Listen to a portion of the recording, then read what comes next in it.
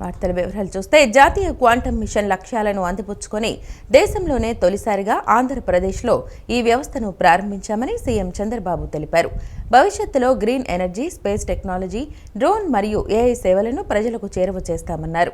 Amaravati unstoppable అని పేర్కొన్న ఆయన అమెరికాలోని సిలికాన్ వ్యాలీ కంటే వేగంగా అమరావతి క్వాంటం వ్యాలీ అభివృద్ధి చెందుతుందని ఆశాభావం వ్యక్తం చేశారు. అమరావతిని భవిష్యత్తు నగరంగా తీర్చిదిద్దే లక్ష్యంతో ఏర్పాటు చేసిన క్వాంటం వ్యాలీ హార్డ్వేర్ ఉత్పత్తి ఎకోసిస్టంపై నిర్వహించిన రౌండ్ టేబుల్ సమావేశంలో ముఖ్యమంత్రి నారా చంద్రబాబు నాయుడు ప్రసంగించారు. జాతీయ క్వాంటం మిషన్ లక్ష్యాలను అందిపుచ్చుకుని దేశంలోనే తొలిసారిగా ఆంధ్రప్రదేశ్లో ఈ వ్యవస్థను ప్రారంభించామని ఆయన తెలిపారు. గతంలో ఐటీ రంగాన్ని ఏ విధంగా ప్రోత్సహించామో ఇప్పుడు క్వాంటం కంప్యూటింగ్ టెక్నాలజీలో కూడా ఫస్ట్ మూవర్ అడ్వాంటేజ్ను ఉపయోగించుకుంటున్నామని పేర్కొన్నారు. అమరావతిలో 8 టవర్లను నిర్మించి క్వాంటం టెక్నాలజీని ప్రోత్సహిస్తున్నామని, ఐబీఎం, టీసీఎస్, ఎల్ఎన్టీ సంస్థల సహకారంతో రాష్ట్రంలోని తొలి క్వాంటం కంప్యూటర్ను ఏర్పాటు చేయబోతున్నామని వెల్లడించారు. కేవలం సాఫ్ట్వేర్ మాత్రమే కాకుండా క్వాంటం హార్డ్వేర్, క్రయోజెనిక్స్, అల్గారిథమ్స్ వంటి పరికరాలను కూడా దిగుమతి చేసుకోకుండా ఇక్కడే తయారు చేయాలన్నది ప్రభుత్వ లక్ష్యమని ముఖ్యమంత్రి స్పష్టం చేశారు. ఐటీ, జీనోమ్ వ్యాలీ సాధించిన విజయాలను గుర్తు చేస్తూ భవిష్యత్తులో green energy, space technology, drone మరియు ఏఐ సేవలను ప్రజలకు చేరువ చేస్తామన్నారు. అమరావతి అన్స్టాపబుల్ అని పేర్కొన్న ఆయన అమెరికాలోని సిలికాన్ వ్యాలీ కంటే వేగంగా అమరావతి క్వాంటం వ్యాలీ అభివృద్ధి చెందుతుందని ఆశాభావం వ్యక్తం చేశారు. సంజీవిని ప్రాజెక్టు ద్వారా డిజిటల్ హెల్త్ కార్డులు, ఏఐ డాక్టర్, ఏఐ ట్యూటర్ వంటి వినూత్న సేవలను పౌరులకు అందించనున్నట్లు ఈ సందర్భంగా ముఖ్యమంత్రి వివరించారు. పార్టీని ఒక పటిష్టమైన వ్యవస్థగా తీర్చిదిద్దడమే తన లక్ష్యమని, కష్టపడే కార్యకర్తలకే భవిష్యత్తులో కీలక పదవులు దక్కుతాయని మంత్రి నారా లోకేష్ స్పష్టం చేశారు. గత వైసీపీ పాలనలో ఎదుర్కొన్న అరాచకాలను గుర్తు చేస్తూ కార్యకర్తలు సైనికుల్లా పనిచేసి ప్రజల సమస్యల పరిష్కారానికి కృషి చేయాలన్నారు. క్రమశిక్షణతోనే పార్టీని బలోపేతం చేయాలని దిశానిర్దేశం చేశారు. మంగళగిరిలోని టీడీపీ కేంద్ర కార్యాలయంలో నిర్వహించిన క్లస్టర్ ఇన్ఛార్జీల శిక్షణా తరగతుల్లో భాగంగా కాఫీ కబుర్లు కార్యక్రమంలో మంత్రి నారా లోకేష్ పాల్గొని దిశానిర్దేశం చేశారు. ఈ సందర్భంగా ఆయన మాట్లాడుతూ టీడీపీ నాయకులు, కార్యకర్తలు నిరంతరం ప్రజలతో మమేకమై వారి సమస్యల పరిష్కారానికి కృషి చేయాలని పిలుపునిచ్చారు. తెలుగుదేశం పార్టీని ఒక పటిష్టమైన వ్యవస్థగా తీర్చిదిద్దటమే తమ లక్ష్యమని, క్రమశిక్షణతో పనిచేసే కార్యకర్తలే పార్టీకి భవిష్యత్తు నాయకులని పేర్కొన్నారు. మై టీడీపీ యాప్ ద్వారా కష్టపడి పనిచేసే వారిని గుర్తించి ఎటువంటి సిఫార్సులు లేకుండానే పదవులు ఇచ్చేలా సంస్కరణలు తెచ్చామని వివరించారు. గత 5 ఏళ్ల వైసీపీ పాలనలో టీడీపీ కార్యకర్తలు ఎదుర్కొన్న అరాచకాలను, దాడులను గుర్తు చేస్తూ కార్యకర్తలే పార్టీకి సైనికులని, చంద్రబాబు నాయుడే మన సేనాధిపతి అని ఉద్ఘాటించారు. జగన్మోహన్ రెడ్డి క్రెడిట్ చోరీ డిజార్డర్ అనే వ్యాధితో బాధపడుతున్నారని, కూటమి ప్రభుత్వం తెస్తున్న పరిశ్రమలను తన ఖాతాలో వేసుకోవడానికి ప్రయత్నిస్తున్నారని మంత్రి ఎద్దేవా చేశారు. వైసీపీ అహంకారం వల్లే ఆ పార్టీ 11 స్థానాలకు పడిపోయిందని, టీడీపీ నేతలు ఓర్పుతో వ్యవహరిస్తూ పార్టీ బలోపేతానికి, ప్రజాసేవకు పునరంకితం కావాలని లోకేష్ పిలుపునిచ్చారు. వదంతుల కారణంగానే 5 లక్షల బుకింగ్లు ఒకేసారి కావడంతో ఇబ్బందులు తలెత్తాయని రాష్ట్ర పౌర సరఫరాల శాఖ మంత్రి నాదెండ్ల మనోహర్ తెలిపారు. గ్యాస్, డీజిల్, పెట్రోల్ సరఫరాపై అనేక అసత్య ప్రచారాలు చేస్తున్నారని ఆయన మండిపడ్డారు. సరఫరా విషయంలో ఎక్కడా ఎటువంటి ఇబ్బందులు లేవని, డొమెస్టిక్ గ్యాస్కు సంబంధించి 16 ఏజెన్సీల నుంచి డెలివరీ విషయంలో జాప్యం జరుగుతుందని వివరించారు. ఇతర రాష్ట్రాలతో పోల్చుకుంటే కూటమి ప్రభుత్వం అధికారంలో ఉన్న ఏపీలో పెట్రోల్, డీజిల్, గ్యాసులకు ఏ విధమైన కొరత లేదని పౌర సరఫరాల శాఖ మంత్రి నాదెండ్ల మనోహర్ అన్నారు. విజయవాడ కానూరులో సివిల్ సప్లైస్ రాష్ట్ర కార్యాలయంలో ఏర్పాటు చేసిన పాత్రికేయుల సమావేశంలో పౌర సరఫరాల శాఖ మంత్రి నాదెండ్ల మనోహర్ మాట్లాడుతూ రాష్ట్ర వ్యాప్తంగా గ్యాస్, డీజిల్, పెట్రోల్ సరఫరాలో కొరత లేదని, ప్రజలు ఎటువంటి ఆందోళన చెందాల్సిన అవసరం లేదని అన్నారు. గ్యాస్, డీజిల్, పెట్రోల్ సరఫరాలపై అనేక అసత్యాలు ప్రచారం చేస్తున్నారని, ప్రతిరోజు సరఫరా డిమాండ్పై డీలర్లు, అధికారులతో సమీక్షిస్తున్నామని అన్నారు. సరఫరా విషయంలో ఎక్కడా ఎటువంటి ఇబ్బంది లేదని, వదంతుల వల్ల 5 లక్షల బుకింగులు ఒకేసారి జరగడంతో స్వల్ప బ్యాక్లాగ్ ఏర్పడిందని, ప్రస్తుతం 2,70,000 సిలిండర్లను ఎలాంటి ఆటంకాలు లేకుండా సరఫరా చేస్తున్నామని చెప్పారు. కేంద్ర ప్రభుత్వ నిబంధనల ప్రకారం అర్బన్ ప్రాంతాల్లో 25 రోజులు, గ్రామీణ ప్రాంతాల్లో 45 రోజులు గడవక ముందే సిలిండర్ రీ-బుకింగ్ చేయడం సాధ్యపడిందన్నారు.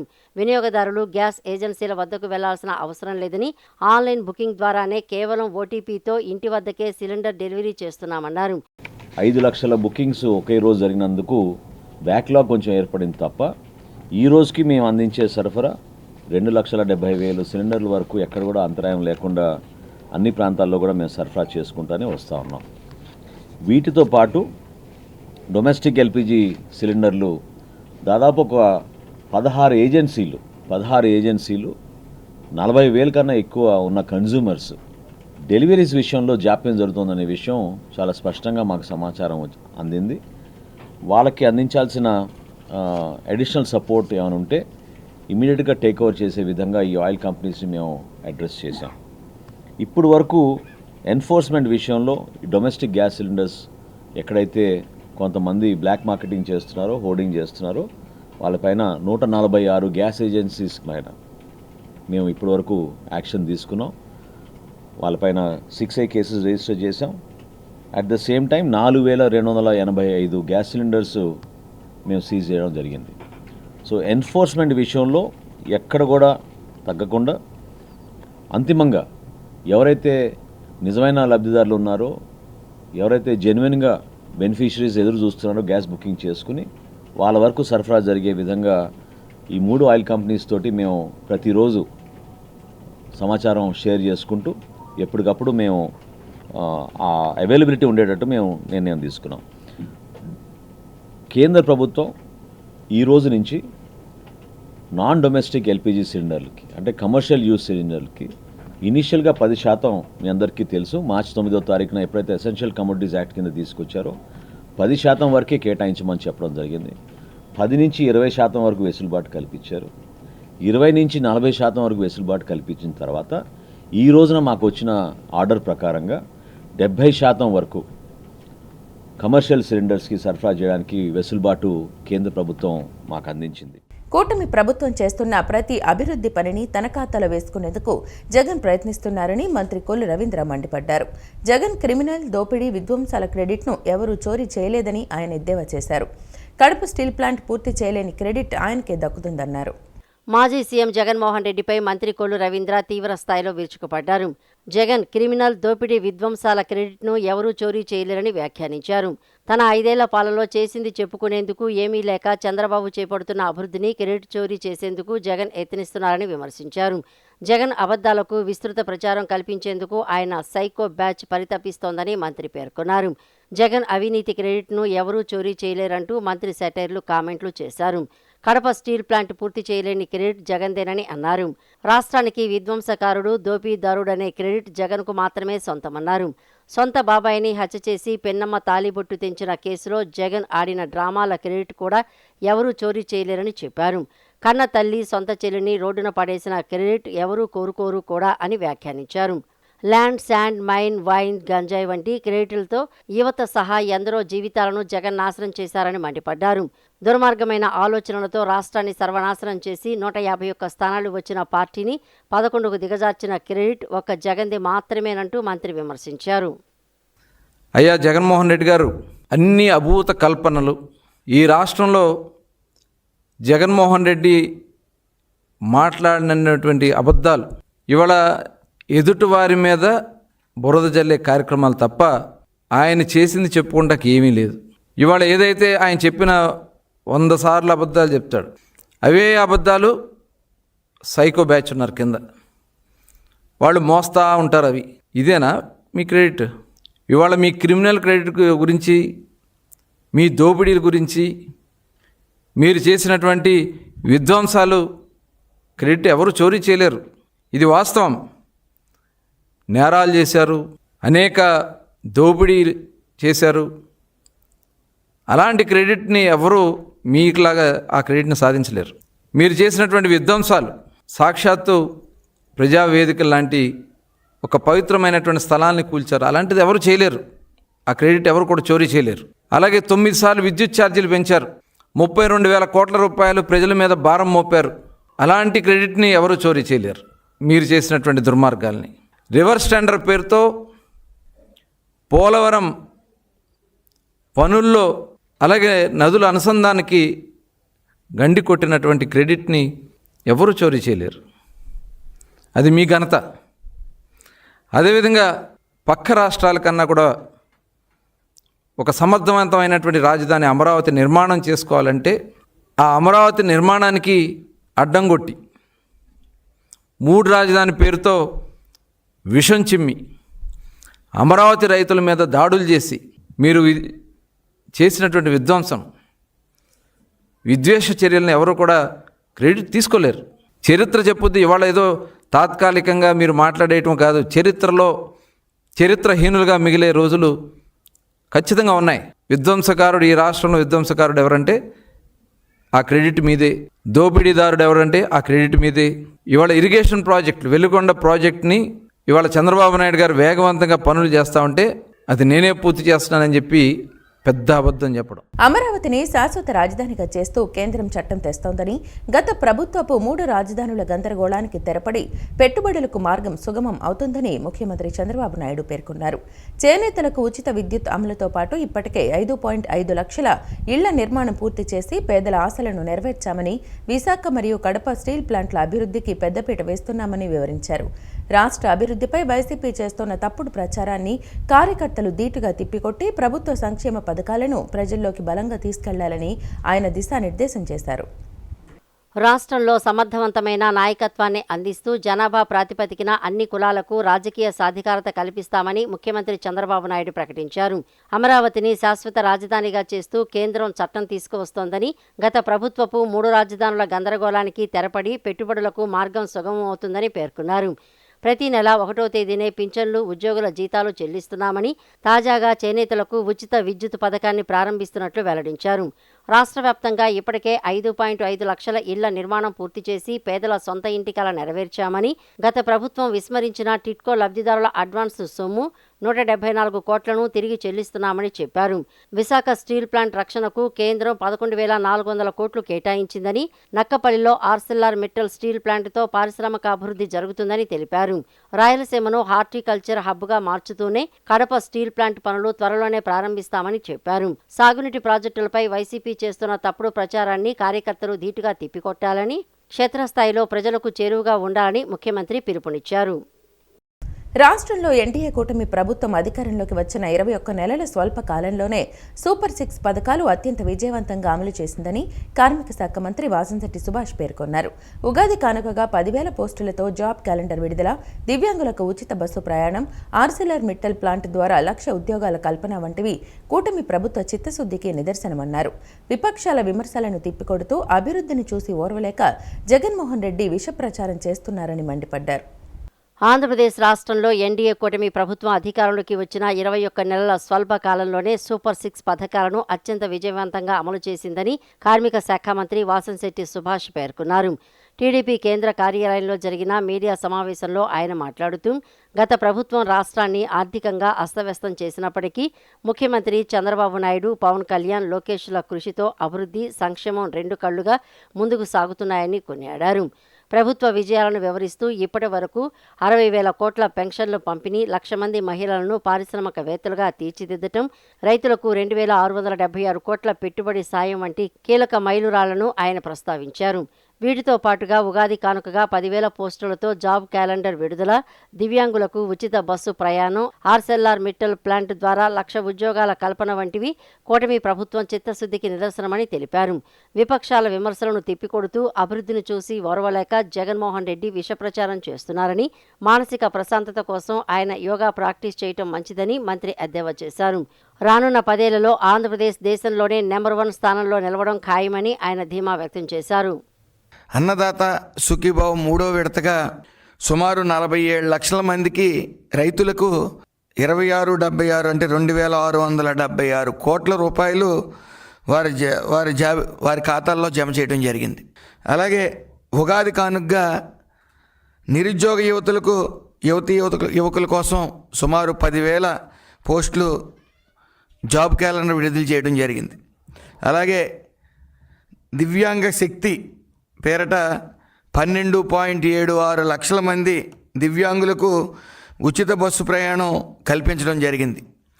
ఇటు దివ్యాంగులకి వాళ్ళు సహాయకులకి కలిపి 12.76 లక్షల మందికి ఈ యొక్క దివ్యాంగ శక్తి పేరిట ఉచిత బస్సు ప్రయాణం ఇవ్వడం జరిగింది. పోలవరం నిర్వాసితులకు సుమారు 226 కోట్లు పునరావాస నిధుల్ని విడుదల చేయడం జరిగింది. అలాగే ఆర్ఎల్ఆర్ మెటల్ నిప్పన్ స్టీల్ ఇండియా ప్లాంట్కు శంకుస్థాపన చేయడం జరిగింది. ఈ పరిశ్రమ ద్వారా రూపాయలు 1.36 లక్షల కోట్లు పెట్టుబడులు రావడం జరిగింది. 1,00,000 ఉద్యోగాలు కూడా ఇవ్వడానికి తద్వారా రాష్ట్ర యువతకి వచ్చేలాగా ఈ పెట్టుబడి ద్వారా వెసులుబాటు ఇవ్వడం జరిగింది. దేశంలోనే కాదు ప్రపంచంలో కూడా ఎవరు ఇవ్వలేనటువంటి ఇప్పుడు 4,000 పెన్షన్ కానీ, 6,000 పెన్షన్ కానీ, 10,000 పెన్షన్ కానీ, 15,000 పెన్షన్ కానీ దేశంలో ఎక్కడ ఇవ్వనివైనా ఇది రాష్ట్ర ఆర్థిక వ్యవస్థ అస్తవ్యస్తంగా చేసిన వైసీపీ వాళ్ళు అస్తవ్యస్తంగా చేసినప్పటికీ వాటిని అన్నిటిని అధిగమించి ఈరోజు సూపర్ 6ని సూపర్ హిట్ చేయటం, వెల్లువల పెట్టుబడులను తీసుకురావటం, మరి ఖచ్చితంగా ఈ ఆంధ్ర రాష్ట్రం సువర్ణాంధ్ర రాష్ట్రంగా తీర్చిదిద్దారని నమ్మకం ప్రజలు. మూలపేట పోర్టు అభివృద్ధికి వైసీపీ నేతలు చేస్తున్న విమర్శలను ఎమ్మెల్సీ కావలి గ్రీష్మ తీవ్రంగా ఖండించారు. 2014-19 మధ్య కాలంలోనే తెలుగుదేశం ప్రభుత్వం ఈ పోర్టుకు భూసేకరణ ప్రారంభించిందని, అయితే గత 5 ఏళ్ల జగన్ పాలనలో ఈ ప్రాజెక్టును పూర్తిగా నిర్లక్ష్యం చేశారని మండిపడ్డారు. వైసీపీ హయాంలో కేవలం 22% పనులు మాత్రమే జరిగితే కూటమి ప్రభుత్వం అధికారంలోకి వచ్చిన తర్వాత ఆ పనులను 75% వేగవంతం చేసిందని ఆమె స్పష్టం చేశారు. జగన్మోహన్ రెడ్డికి క్రెడిట్ చోరీ డిసార్డర్ ఉందని, కూటమి ప్రభుత్వం చేస్తున్న మంచి పనులను తమ ఖాతాలో వేసుకోవటానికి తప్పుడు ప్రచారం చేస్తున్నారని గ్రీష్మ విమర్శించారు. వైసీపీ పత్రిక ద్వారా అబద్ధాలు ప్రచారం చేయటం మానుకోవాలని, అభివృద్ధిని అడ్డుకోవాలని చూస్తే ప్రజలు తగిన బుద్ధి చెప్తారని ఆమె హెచ్చరించారు. 2014లోని ఎప్పుడైతే టీడీపీ గవర్నమెంట్ వచ్చిందో అప్పుడు ఫస్ట్ టైం అసలు అక్కడ పోర్టు ఉంటే బాగుంటుంది, భూసేకరణ చేయాలి అనేది ఒక ప్రపోజల్ వచ్చి అప్పుడు స్టార్ట్ చేశాం. అయితే దాని తర్వాత 2019లోని వీళ్ళ గవర్నమెంట్ వైసీపీ వాళ్ళ గవర్నమెంట్ వచ్చిన తర్వాత దాని గురించి పట్టించుకోకుండా పక్కన పెట్టేశారు. యాజ్ యూజువల్ గా టీడీపీ తీసుకొని వచ్చింది కాబట్టి టీడీపీ ఏ పని చేసినా కూడా మేము క్యాన్సిల్ చేయాలి అని ఎలాగైతే కంపెనీలని తరివేశారో, ఇండస్ట్రీలని తరివేశారో అలాగే ఈ పోర్టు కూడా ఆగిపోవాలి అనుకొని ఆపేశారు. 2024 ఇంక ఎలక్షన్స్ వస్తున్నాయనగానే సంవత్సరం ముందు కొబ్బరికాయ కొట్టేసి ఏదో మేమే చేస్తున్నామని అనుకొని డ్రామాలు ఆడేశారు. సరే అది అయింది. ఇంక వీళ్ళు 2024లోని మనం గవర్నమెంట్ కూటమి ప్రభుత్వం గవర్నమెంట్ వచ్చిన తర్వాత వైసీపీ గత పాలనలోని చేసిన 22% వాళ్ళు పూర్తి చేస్తే కూటమి ప్రభుత్వం ఇప్పుడు 20 నెలల్లోని 75% పూర్తి చేసింది. వైసీపీ నాయకులకు గాని, జగన్మోహన్ రెడ్డి గారికి గాని 24 గంటలు తెలుగుదేశం పార్టీ గాని, కూటమి ప్రభుత్వం గాని ఏవైతే వాళ్ళు పనులు చేశారో, ప్రజల కోసం మంచి చేశారో, ఇండస్ట్రీలు తీసుకొని వచ్చారో, ఏదైతే అభివృద్ధి చేశారో వాళ్ళకి ఆ క్రెడిట్ వాళ్ళే చేసేశారో అని చెప్పుకోవడం, అబద్ధం చెప్పుకోవడం వాళ్ళ రక్తంలో నిండిపోయింది. ఇప్పుడు కూడా ప్రజలకి నిజాలు తెలియకపోతే వీళ్ళు చెప్తున్నదంతా నిజాలే అని అనుకుంటారు. కాబట్టి మేము ఈరోజు బయటకు వచ్చి చెప్పాల్సి వస్తుంది. మీరు ఒక ఇండస్ట్రీ తీసుకొని రాలేదు, బయటికి తరిమేశారు అన్నిటినీ. మీరు ఏది తెచ్చే ఇంటెన్షన్ మీకు లేదు. ప్రతి ఒక్కటి మీరు రాజకీయం చేసుకొని చంద్రబాబు నాయుడు గారు తీసుకొని వచ్చారు కాబట్టి మేము అది అమలు చెయ్యం, ఇంప్లిమెంట్ చెయ్యం అన్న ఒక దురుద్దేశం. ప్రజలు బాగుపడతారు, యువత బాగుపడుతుంది, ఉద్యోగాలు వస్తాయి అని ఒక్క దగ్గర కూడా ఆలోచించింది లేదు.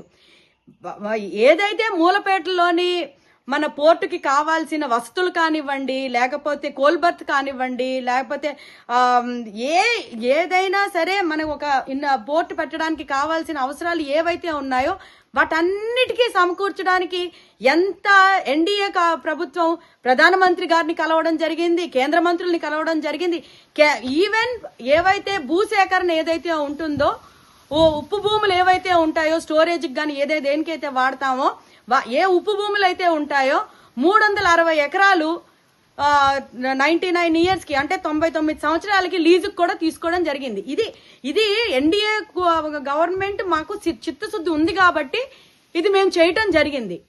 5 కోట్ల ఆంధ్రుల ఆత్మగౌరవానికి అమరావతి ప్రతీక అని, దానిని శాశ్వత రాజధానిగా చేస్తూ ముఖ్యమంత్రి చంద్రబాబు నాయుడు తీసుకున్న నిర్ణయం చారిత్రాత్మకమని టీడీపీ పొలిట్ బ్యూరో సభ్యులు వర్ల రామయ్య కొనియాడారు. 2014లోనే అందరి ఆమోదంతో ఎంపికైన అమరావతిని గత జగన్ ప్రభుత్వం 3 రాజధానుల పేరుతో గందరగోళానికి గురిచేసిందని ఆయన విమర్శించారు. పునర్విభజన చట్టం ప్రకారం రాష్ట్రానికి ఒకే రాజధాని ఉండాలని ఇటీవల అసెంబ్లీలో చేసిన ఏకగ్రీవ తీర్మానంతో అమరావతికి తిరుగులేని చట్టబద్ధత వచ్చిందని స్పష్టం చేశారు. ఈ కీలక బిల్లు త్వరలోనే పార్లమెంటులో ఆమోదం పొందబోతుందని, ఆ తర్వాత ఏ శక్తి రాజధానిని మార్చలేదని ఆయన ధీమా వ్యక్తం చేశారు. గతంలో అమరావతికి మద్దతు పలికిన జగన్మోహన్ రెడ్డి అధికారం రాగానే మాట మార్చడంపై మండిపడ్డారు. 11 మంది ఎమ్మెల్యేలు ఉన్నా అసెంబ్లీకి వచ్చి చర్చించే ధైర్యం జగన్కు లేదని, కేవలం బయట ఉండి తప్పుడు ప్రచారం చేస్తున్నారని విమర్శించారు. అమరావతి అని పేరు నచ్చలేదా, లేకపోతే అమరావతిలో ఉన్న రైతులు నచ్చలేదా, అమరావతిలో ఉన్న కొంతమంది నచ్చలేదా, అమరావతిలో ఉన్న ఎవరు నచ్చలేదో, మరి ఎందుకు నచ్చలేదో తెలియదు. ఆయన అమరావతి నాకొద్దు 3 రాష్ట్రాలని పెట్టారు. భారతదేశం అంతా ఫక్కున నవ్వింది. ఇదెక్కడ్రా బాబు అనకూడదు, కానీ వీడెవడ్రా బాబు, వీడు అంటే అదేమీ అవమానకరం కాదండి. వీడెవడ్రా బాబు, 3 రాజధానులు ఏంట్రా రాష్ట్రానికి? ఎక్కడనుందా భారతదేశంలో 3 రాజధానులు? ఉలిక్కబడింది భారతదేశం అంతా. Who is this chief minister? 3 రాజధానులు ఏంటి రాష్ట్రానికి అని చెప్పాను. అది నడుస్తూ ఉంది. దీనికి ఈ అమరావతి అనే పేరు ఉండవలసిందే అనేది ప్రజాభిప్రాయం. చంద్రబాబు నాయుడు గారు, కూటమి ప్రభుత్వం అధికారంలోకి వచ్చిన తర్వాత దీనికి చట్టబద్ధత కల్పించవలసిందే. మరలా వీళ్ళు దీన్ని కదపటానికి వీల్లేదు. ఏ రకంగా అయితే ఇతర రాష్ట్రాలకు పర్మనెంట్గా రాజధాని ఉన్నదో, ఆంధ్రప్రదేశ్ రాష్ట్రానికి కూడా అమరావతి అలాగే ఉండాలి. ఎవరు ఉడత ఊపులు ఊపటానికి లేదు, దీన్ని కదల్చడానికి ప్రయత్నం చేయటానికి వీల్లేదన్న ఉద్దేశంతో మొన్న 28వ తారీఖున, ఈ నెల 28వ తారీఖున ఒక చారిత్రాత్మక తీర్మానం చేసింది గౌరవ ముఖ్యమంత్రి చంద్రబాబు నాయుడు గారి నాయకత్వంలో. 11 మంది ఎమ్మెల్యేలు ఉన్న జగన్మోహన్ రెడ్డి రావద్దండి, ఆయన అభిప్రాయం చెప్పొద్దండి. సిగ్గుతో లేక భయంతో, లేకుంటే సిగ్గుతో కూడిన భయంతో ఆయన శాసనసభకు రాలేదు. బయటుండి మాత్రం రాళ్లే ఇస్తారు, సిద్ధహస్తుడు అందులో. బయటుండి మాత్రం నోటుకొచ్చినట్టు మాట్లాడతారు. బ్రహ్మాండంగా ఏకగ్రీవంగా శాసనసభ్యులందరూ కూడా మాకు అమరావతి రాజధాని అదే ఉండాలని చెప్పి తీర్మానం చేసి పార్లమెంటుకు పంపించడం జరిగింది. 30,000 ఎకరాల పైన ఉండవలసిందే అన్నారుగా జగన్మోహన్ రెడ్డి గారు అమరావతి రాజధానికి. ఇప్పుడు ఎందుకు మాట మారుస్తున్నారు? మీ ఇష్టం వచ్చినట్టుగా ఎందుకు తప్పుడు మాటలు మాట్లాడుతున్నారు జగన్మోహన్ రెడ్డి గారు? మీకెందుకు అమరావతి పేరు ఎందుకు నచ్చలేదు మీకు అంటున్నా నేను. మచిలీపట్నంలోని రాజపేటలో 6 ఏళ్ల మైనర్ బాలికపై అబ్దుల్ ఖలీల్ అనే వ్యక్తి అసభ్యంగా ప్రవర్తించిన ఘటన స్థానికంగా కలకలం రేపింది. ఒంటరిగా ఉన్న బాలిక పట్ల అసభ్యంగా ప్రవర్తిస్తుండగా గమనించిన స్థానికులు నిందితుడిని పట్టుకుని దేహశుద్ధి చేశారు. అనంతరం అతడిని పోలీసులకు అప్పగించేందుకు ప్రయత్నించారు. ఈ ఘటనపై బాధితులు హ్యూమన్ రైట్స్ ప్రతినిధి అమ్మిరెడ్డి రజనిని ఆశ్రయించి న్యాయం చేయాలని కోరారు. సమాచారం అందుకున్న ఇనకుదురు పోలీసులు నిందితుడు అబ్దుల్ ఖలీల్పై కేసు నమోదు చేసి దర్యాప్తు ప్రారంభించారు. పాపని ఒక పర్సన్ బాగా అన్యాయంగా ప్రైవేట్ పార్ట్స్ ఇది చేస్తూ మా అమ్మాయిని ఇది చేశారండి అని యనకుదురు పోలీస్ స్టేషన్ని ఆశ్రయించడం జరిగింది. ఇక్కడ వాళ్ళకి మాకు న్యాయం జరగలేదండి, కూర్చోబెట్టారు, బయటికి కంప్లైంట్ రాయించుకుని రమ్మన్నారు అని ఎక్కడికి వెళ్ళాలో తెలియక మీ దగ్గరికి వచ్చామని చెప్పారు. నేను ఆరా తీయగా ఏంటంటే ఆ అమ్మాయితో నేను 6 సంవత్సరాల పాపతో మాట్లాడటం జరిగింది. ఆ పాపకి తెలియని విషయాలు అతను చేయబట్టే కదా ఆ విషయాలు ఎంత ఘోరంగా చెప్పిందంటే బాధ వర్ణాతీతంగా ఉంది. నేను ఎనకుదురు ఎస్ఐ గారితో వెంటనే మాట్లాడటం జరిగింది. సార్ అన్నారు, మేము రాసి కంప్లైంట్ రిజిస్టర్ చేస్తాము, కఠినమైన చర్యలు తీసుకుంటాము, వాళ్ళని ఇక్కడికి పంపించండి అని చెప్పారు. నేను వెంటనే మళ్ళీ మీడియా వాళ్ళకు కూడా చెప్పడం జరిగింది. అతని పేరు కలీం అంట. ఒక 45 సంవత్సరాలు ఉంటాయి. ఇతను మెయిన్ ఫోకస్ ఏంటంటే చిన్నపిల్లలనే టార్గెట్. కూటమి ప్రభుత్వం అధికారంలోకి వచ్చి 18 నెలలు గడిచినా అంగన్వాడీల వేతనాల పెంపుపై ఇచ్చిన హామీని అమలు చేయకపోవడం అన్యాయమని జిల్లా anganwadi workers and helpers union అధ్యక్షురాలు గజలక్ష్మి విమర్శించారు. తామేమీ గొంతెమ్మ కోరికలు కోరటం లేదని, చట్ట ప్రకారం కనీస వేతనం అమలు చేయాలని కోరుతున్నామని అన్నారు. ఉగాది మహిళా దినోత్సవం సందర్భంగా ముఖ్యమంత్రి నుంచి తీపి కబురు వస్తుందని ఆశించిన తమకు నిరాశ ఎదురైందని ఆవేదన వ్యక్తం చేశారు. విజయవాడ సింగునగర్లోని కృష్ణా హోటల్ సెంటర్ వద్ద సిఐటియు ఆధ్వర్యంలో అంగన్వాడీలు ధర్నా నిర్వహించారు. ఈ సందర్భంగా జిల్లా anganwadi workers and helpers union అధ్యక్షురాలు గజలక్ష్మి మాట్లాడుతూ కూటమి ప్రభుత్వం అధికారంలోకి వచ్చి 18 నెలలు గడిచినా వేతనాల పెంపుపై ఇచ్చిన హామీని అమలు చేయకపోవడం అన్యాయమని విమర్శించారు. సుప్రీంకోర్టు తీర్పు ప్రకారం అంగన్వాడీలకు కనీస వేతనం 26,000 రూపాయలు చెల్లించాలని, పెరిగిన ఎండల దృష్ట్యా మే నెలలో వేసవి సెలవులు ప్రకటించాలని ఆమె డిమాండ్ చేశారు. ఉగాది మహిళా దినోత్సవం దినోత్సవం సందర్భంగా ముఖ్యమంత్రి నుంచి తీపి కబురు వస్తుందని ఆశించిన తమకు నిరాశే ఎదురైందని ఆవేదన వ్యక్తం చేశారు. అంగన్వాడీలకు మేము రాగానే వేతనాలు పెంచుతాము, మీ బాగోగులను చూసుకుంటామని చెప్పారు. ఇప్పటికీ 18-19 నెలలు అయిపోయినా కూడా అంగన్వాడీల పరిస్థితిని అతిగతి పట్టించుకున్న పాపాన్ని లేదు. మేము దపదపాలుగా చాలాసార్లుగా మంత్రివర్యులకి, కమిషనర్ గారికి, డైరెక్టర్ గారికి అందరికీ ఇక్కడ కింద స్థాయి నుంచి మేము మెమోరాండాలు ఇచ్చుకుంటూ వచ్చాం. అయా 11,500 రూపాయలతోటి వర్కర్లు, 7,000 రూపాయలతోటి హెల్పర్లు మేము జీవనం కొనసాగించలేకపోతున్నాము. కాబట్టి మాకు ఇచ్చే జీతాలు పెంచండి. సుప్రీంకోర్టు ఇచ్చిన తీర్పు ప్రకారం 26,000 రూపాయలు కనీస వేతనం ఉండాలి. అలాంటి వేతనాన్ని మీరు అమలు చేయండి అని అడుగుతున్నాము. మేము చర్చిస్తున్నాము, మీకు వాగ్దానం ఇస్తున్నాము అన్నారు. మేము 2వ తారీఖున మేము మహాధర్నా చేశాము. ఆ కార్యక్రమంలో భాగంగా ఉగాదికి మేము మాట ఇస్తున్నాము, ఉగాదికి మీకు తీపి కబురు చెప్తామన్నారు. అయినా సరే ఉగాది రోజైనా సరే తీపి కబురు వస్తుందేమో అని ఆశపడ్డాం. అలాగే మహిళా దినోత్సవం, అంతర్జాతీయ మహిళా దినోత్సవం అయినా పెద్ద ఎత్తుగా ఉన్న మహిళల రంగంగా ఉన్న మేము అంగన్వాడీలు కూడా తీపి కబురు ముఖ్యమంత్రి గారు చెప్తారని మేము ఆశపడ్డాం. అది కూడా మాకు తీవ్ర నిరాశనే కుదిర్చింది. అలాగే ఇంకా దపదపాలుగా చేస్తున్నా కూడా ఇంకా కూడా మంత్రివర్గం ఏమాత్రం మాట్లాడకుండా అంగన్వాడీల మీద ఎందుకు చిన్న చూపు చూస్తున్నారో మాకు అర్థం కావట్లేదు. అనంతరం సిఐటియు నేత ఎన్సీహెచ్ శ్రీనివాస్ మాట్లాడుతూ ప్రస్తుత ప్రభుత్వం కూడా గత ప్రభుత్వ వైఖరినే అవలంబిస్తోందని మండిపడ్డారు. పొరుగు రాష్ట్రమైన తెలంగాణలో వేతనాలు మెరుగ్గా ఉన్నాయని, ఇక్కడ మాత్రం మాటలకే పరిమితమవుతున్నారని విమర్శించారు.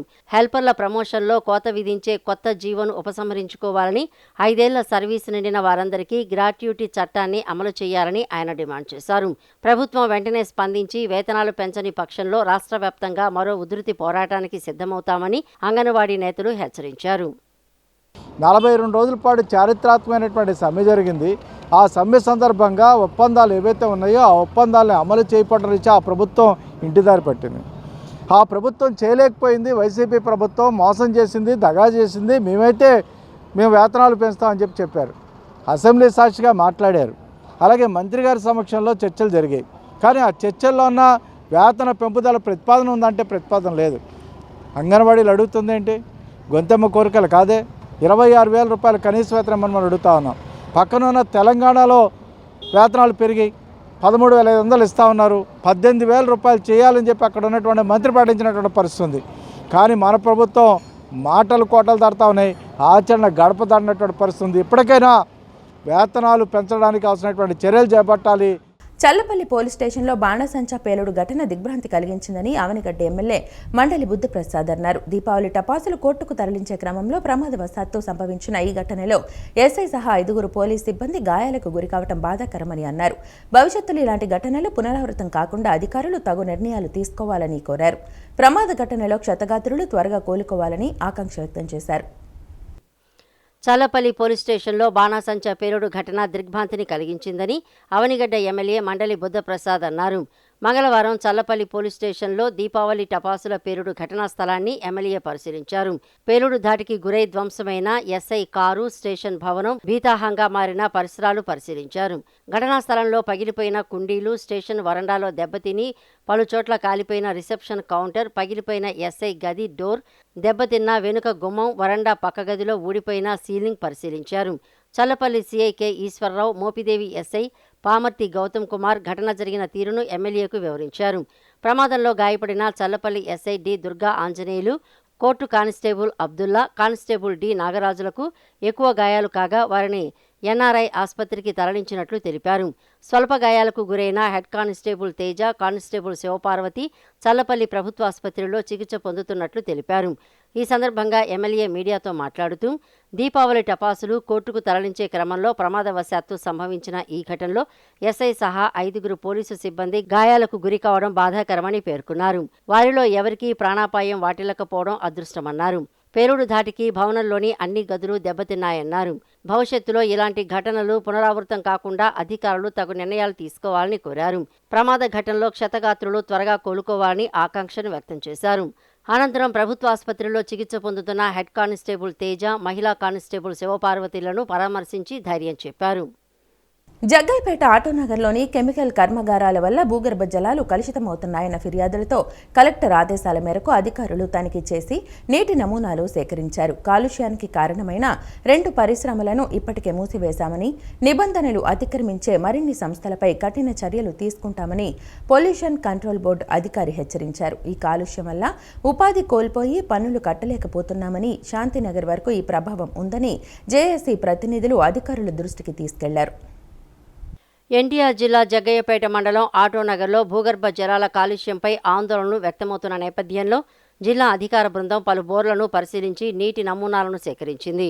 ఆటోనగర్ పరిసరాల్లో ఉన్న కెమికల్ కర్మాగారాల నుంచి వెలువడుతున్న కాలుష్యం కారణంగా భూగర్భ జలాలు పాడవుతున్నాయనే ఆరోపణల నేపథ్యంలో జిల్లా కలెక్టర్ ఆదేశాల మేరకు ఈ తనిఖీలు నిర్వహించారు. ఈ కార్యక్రమంలో పొల్యూషన్ కంట్రోల్ బోర్డు, కర్మాగారాల శాఖ, రెవెన్యూ, లేబర్ డిపార్ట్మెంట్, ఏపీఐఏసీ తదితర శాఖల అధికారులు పాల్గొన్నారు. ఈ సందర్భంగా కాలుష్య నివారణ కోసం పోరాడుతున్న జేఏసీ ప్రతినిధులు మాట్లాడుతూ కెమికల్ కర్మాగారాల కాలుష్యం కారణంగా ఏపీఐఏసీ తదితర శాఖల అధికారులు పాల్గొన్నారు. ఈ సందర్భంగా కాలుష్య నివారణ కోసం పోరాడుతున్న జేఏసీ ప్రతినిధులు మాట్లాడుతూ కెమికల్ కర్మాగారాల కాలుష్యం కారణంగా ఏపీఐఏసీలోని చిన్న పరిశ్రమలు తీవ్రంగా నష్టపోయి పనులు కోల్పోయామని వాపోయారు. దీంతో ఏపీఐఏసీకి చెల్లించాల్సిన పనులు కూడా చెల్లించలేకపోతున్నామని తెలిపారు. అలాగే కెమికల్ కర్మాగారాల ప్రభావం శాంతినగర్ వరకు విస్తరించి బోరుబావులు పాడవుతున్నాయని, అక్కడ కూడా పరిశీలనలు చేపట్టాలని అధికారుల దృష్టికి తీసుకువెళ్లారు. ఈ సందర్భంగా జిల్లా పొల్యూషన్ కంట్రోల్ బోర్డు రీజనల్ అధికారి శ్రీనివాసరావు మాట్లాడుతూ ఇప్పటికే కాలుష్యానికి కారణమైన 2 కర్మాగారాలను మూసివేశామని తెలిపారు. మరిన్ని కాలుష్య కారక సంస్థలపై కూడా కఠిన చర్యలు తప్పవని హెచ్చరించారు. దళిత క్రైస్తవులను ఎస్సీలుగా గుర్తించాలని రౌండ్ టేబుల్ సమావేశంలో కేవీపీఎస్ వక్తలు డిమాండ్ చేశారు. సుప్రీంకోర్టు తన తీర్పును పునఃసమీక్షించాలని కోరారు. సుప్రీంకోర్టు ఇచ్చిన తీర్పు ప్రాథమిక హక్కుల ఉల్లంఘన అవుతుందని చెప్పారు. మత ప్రాతిపదికన ఎస్సీ హోదాను నిరాకరించడం రాజ్యాంగ విరుద్ధమని వెల్లడించారు. నగరంలోని బాలోత్సవ్ భవన్లో కుల వివక్ష వ్యతిరేక పోరాట సంఘం ఆధ్వర్యంలో దళిత క్రైస్తవుల స్థితిగతులు, రాజ్యాంగ హక్కులు అనే అంశంపై రౌండ్ టేబుల్ సమావేశం నిర్వహించారు. ఈ సమావేశంలో వక్తలు ఇటీవల సుప్రీంకోర్టు వెలువరించిన తీర్పు దళితుల ప్రాథమిక హక్కులను కాలరాయడమేనని విమర్శించారు. ఈ సందర్భంగా ఎంఆర్పీఎస్ మాజీ కో కన్వీనర్ మాణికొండ శ్రీధర్ మాట్లాడుతూ కులం అనేది పుట్టుకతో వస్తుందని, మతం అనేది కేవలం ఒక నమ్మకం మాత్రమేనని తెలిపారు.